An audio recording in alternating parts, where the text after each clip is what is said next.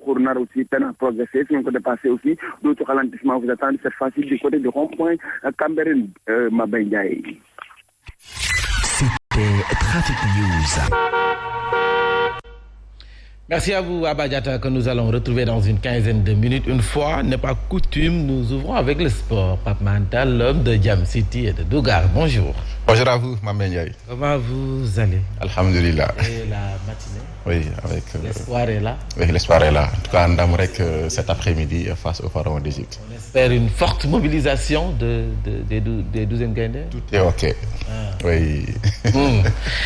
Espérons. Barrage mondial, justement, Qatar 2022, zone Afrique, Sénégal-Égypte à 17h. Le Sénégal joue son va-tout. Oui, en tout cas, comme l'a dit Alioune Cissé, Tala Taïnder, pour dire que les Lions sont prêts à rugir face au Pharaon cet après-midi à 17h au stade Abdoulaye Wade pour le match retour des barrages pour les éliminatoires de la Coupe du Monde Qatar 2022. Des Lions plus que motivés. Pour remporter le ticket qualificatif, le sélectionneur national Aliou Cissé est conscient que l'équipe doit marquer au moins 2 buts sans encaisser, une tâche qui ne sera pas facile, mais les champions d'Afrique ont des arguments pour gagner ce match. Aliou Cissé, que je vous propose de suivre en conférence de presse d'avant-match.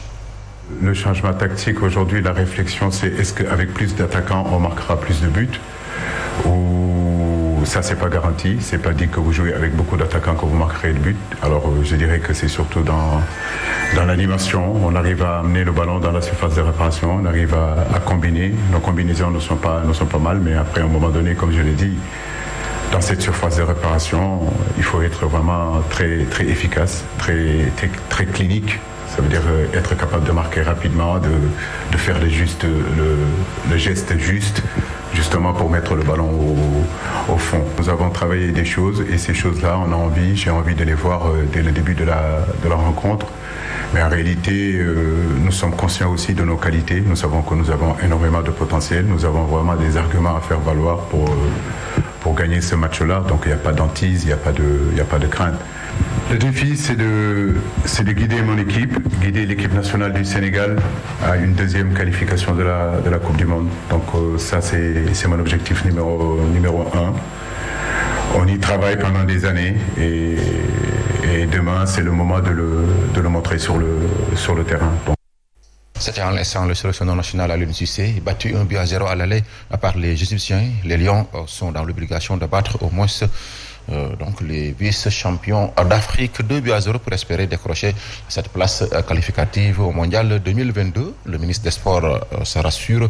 Selon Matarba, le Sénégal a les capacités de venir à bout des Égyptiens. Matarba, que je vous propose de suivre.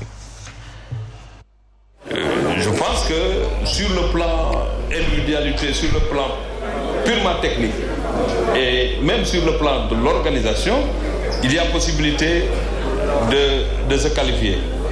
Le coach l'a bien lu, il a fait une belle analyse parce qu'il a demandé aux jeunes d'être efficaces au niveau du dernier tiers. Je pense que ça, c'est un schéma extrêmement important et c'est cette lecture qu'il fallait faire. C'est pourquoi nous avons renouvelé notre confiance, mais nous avons aussi renouvelé à ces joueurs et à Aliou Cissé, à tout le monde, ce que le peuple veut aujourd'hui. C'est pourquoi tout le monde voudrait venir apporter son soutien. Mais j'en ai profité aussi pour parler un peu des supporters. Il faut qu'on supporte dans la sportivité. Ce n'est pas parce que les autres ont fait n'importe quoi qu'on le fera. Le Sénégal n'a pas besoin de suspension. Qui veut aider cette équipe, qui veut aider ce pays-là, n'a qu'à venir supporter en tant que supporter, crier, danser, faire ce que tu veux, mais pas de violence, pas d'excès. À l'instant, l'appel à une forte mobilisation du ministre Matar Ba. Et puis, c'est la chasse aux tickets dont les points de vente, n'est-ce pas? Effectivement, oui. Certes que, même si que la Fédération sénégalaise de football a sorti un communiqué pour informer au public que les tickets mis en vente avec son partenaire sont totalement épuisés, mais les supporters qui ont pris d'assaut les points de vente sont très remontés contre les fédéraux. Ces derniers accusent la Fédération sénégalaise de football, mais également les vendeurs du marché noir qui ont accaparer les tickets pour les vendre plus cher, nous disent Safiatou Bandiaï et Madani Marega. 6. Un des points de vente des billets du match Sénégal-Égypte pris d'assaut par les supporters. Ici, les supporters sont nombreux, mais les tickets du match introuvables, très remontés. Ces jeunes Sénégalais expliquent leur calvaire. depuis 9h xaw ma 8h ñun ñu ngi fi am na ñoo xam ne sax daanaka. Depuis 8 heures, on est là. Il y en a qui ont même passé la nuit ici. Dans ce pays, les riches sont privilégiés, les pauvres toujours négligés. Le plus grave est qu'on n'est toujours pas édifié. Nous ne savons pas si les tickets sont toujours disponibles ou pas. Certains tiennent la Fédération sénégalaise de football comme responsable de cette situation qu'ils jugent inadmissible. Match bi tey ampleur bi mu am waroon na jaral fédération bi ñu maye sax bi gratuitement. L'ampleur du match devrait même pousser la fédération à offrir les tickets pour permettre aux supporters de remplir le stade. Imaginez, les tickets de 3 000 sont vendus à 12 000 francs. Au nom de quoi la fédération aurait pu éviter cela?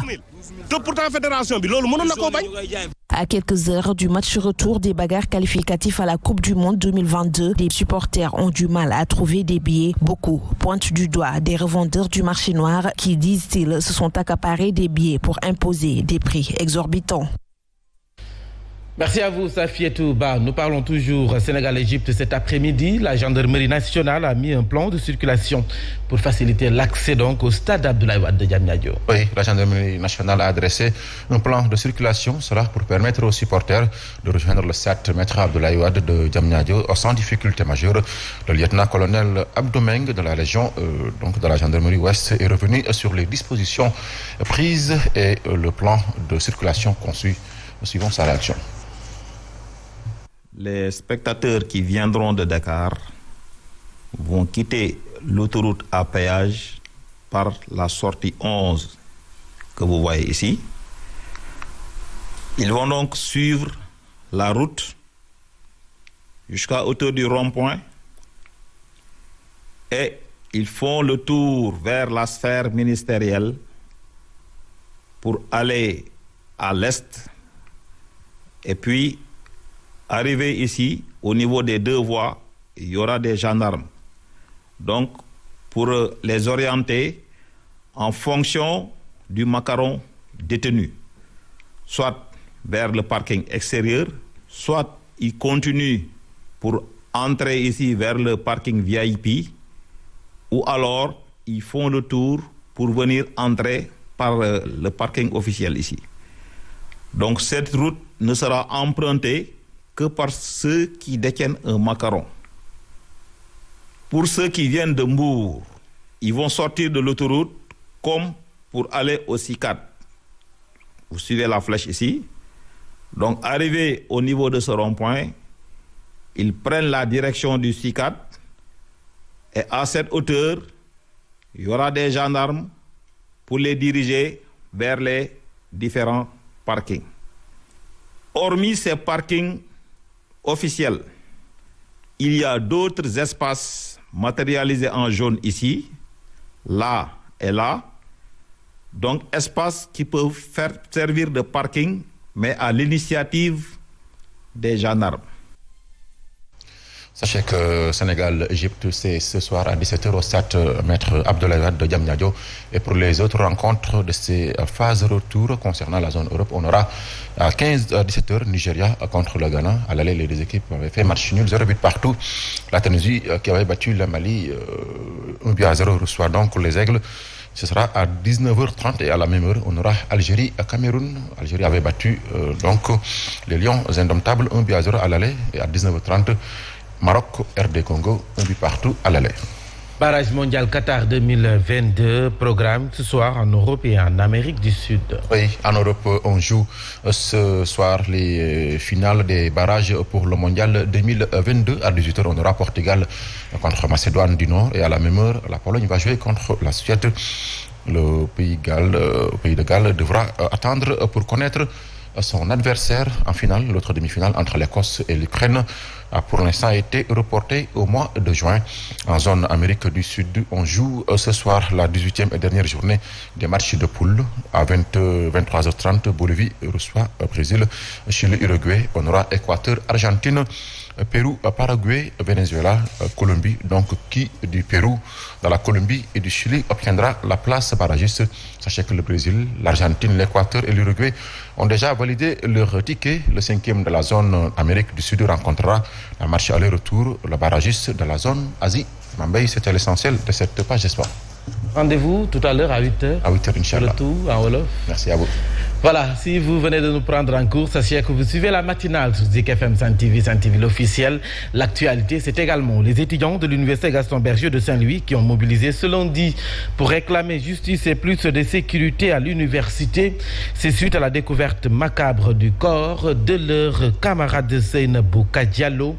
Il y a une forte mobilisation des filles qui ont dit stop aux violences faites aux filles. Des organisations de la société civile se sont jointes aux étudiants. Des étudiants qui attendent avec impatience les résultats de l'autopsie. Je vous propose de suivre la réaction de la présidente de la cellule genre de l'UGB. C'est vraiment qu'il y ait justice. Ce que nous voulons, c'est que ce criminel ou ces criminels soient identifiés et que justice soit faite. Ensuite, c'est qu'il y ait un environnement de sécurité. Il faut que la sécurité soit renforcée sur le campus. Il faudrait que les étudiants et les étudiantes puissent être sur ce campus universitaire-là pour faire leurs études dans la paix et dans la sérénité. Exceptionnel. Je ne peux pas comprendre cette situation-là. Et ça pouvait être moi, ça pouvait être elle, ça pouvait être une personne, une autre personne dans ce campus social. Et ce n'est pas prêt de s'arrêter tant que les gens ne prendront pas leurs dispositions pour sécuriser le campus social. Une université qui a plus de 5 portes. Je ne peux pas comprendre. Le campus social doit être sécurisé. On ne doit pas avoir peur d'aller aux UFR. On ne doit pas avoir peur d'aller aux toilettes à 2 h du matin. On ne doit pas avoir peur de sortir de ce campus social. On est vraiment fatigués. Et selon des informations, la levée du corps de l'étudiante Seynabou Diallo est prévue donc tout à l'heure à 10 h. La grande mosquée de Saint-Louis suivie de son inhumation. Je vous l'annonçais dans les titres et c'est d'ailleurs à la une du quotidien du groupe des médias Tribune. Une affaire de scandale sexuel qui secoue plusieurs établissements scolaires de la capitale de la Petite Côte. Plus de 30 vidéos mettant en scène des élèves âgés entre 18 et 21 ans qui secouent donc la ville. Plusieurs élèves pourraient être arrêtés dans les semaines à venir, nous dit notre correspondant à Mbour, Alioune Badara Sonko. Depuis quelques jours, l'affaire est sur toutes les lèvres dans la commune de Mbour. Des vidéos de sexe mettant en scène des élèves de 18 à 21 ans provenant de différents établissements scolaires de Mbour suscitent un séisme émotionnel dans la capitale de la Petite Côte. Tout est parti de la fuite sur les réseaux sociaux d'une trentaine de vidéos à caractère pornographique. On y voit des élèves s'adonner à cœur de joie à toutes sortes d'expériences sexuelles. L'on se croirait dans des films X. Le plus intriguant dans ce scandale sexuel, c'est qu'ils se filmaient entre eux durant leurs ébats sexuels. En tout cas, d'après nos sources, tous les élèves impliqués dans ce scandale sexuel pourraient être arrêtés dans les jours à venir. Nous parlons à présent élections législatives. La plateforme Solutions PDS et nous alerte les responsables de la direction du Parti démocratique sénégalais, les responsables de cette plateforme, que le copinage et la gestion prévalent lors des investitures à venir. Le PDS ira directement à terre.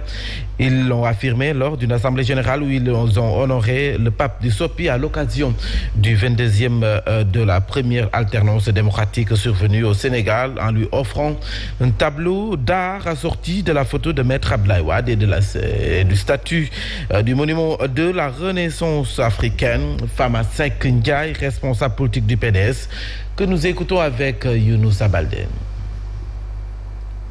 Frères et sœurs du Parti démocratique sénégalais, nous sommes arrivés à l'heure de la confession des listes pour les élections législatives du 31 juillet 2022. Ceux qui ont la charge de conduire les affaires de notre parti doivent jouer pour gagner et non pour perdre comme ils l'ont fait la dernière fois aux élections locales. Pour corriger cette chute inédite, nous espérons ceux qui ont gagné leur commune devront être logiquement inscrits aux places qu'ils méritent. Sur ce même registre, les karimistes doivent être pris en compte, car ils constituent une force sûre dans la vie du parti. Sur le copinage et la gestion clanique continue à être pratiquée, le PDS ira directement à terre. Concernant ce scrutin législatif, le débat sur l'augmentation ou non du nombre de députés pour la prochaine législature commence à être agité eu égard à la nouvelle donne que constitue donc le département de Keur Massar. Pour l'heure, rien d'officiel. Ce point donc vient s'ajouter